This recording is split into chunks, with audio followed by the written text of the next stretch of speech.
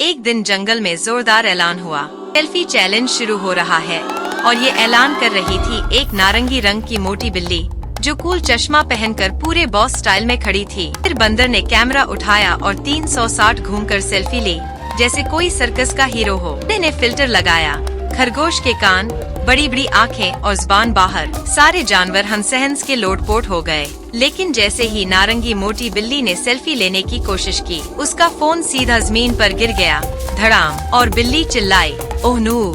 जब सबने स्क्रीन देखी तो उसकी सेल्फी उल्टी दिख रही थी, चेहरा नीचे और पेड़ ऊपर। सारे जानवर ठहाके मारकर हंसने लगे, लेकिन बिल्ली ने स्टाइल से चश्मा फिर से पहना, पंजा कमर पर रखा और बोली, ये नया ट्रेंड है, उल्टी ब्यूटी। और फिर क्या, मछली का इनाम चला गया उस मोटी बिल्ली रानी के पास। बिल्ली मुस्कुराई और बोली, चीज भी मेरी, फिश भी मेरी। ऐसी और मजेदार कहानियों के लिए लाइक करो, सब्सक्राइब करो, देखते रहो बिल्लों की दुनिया।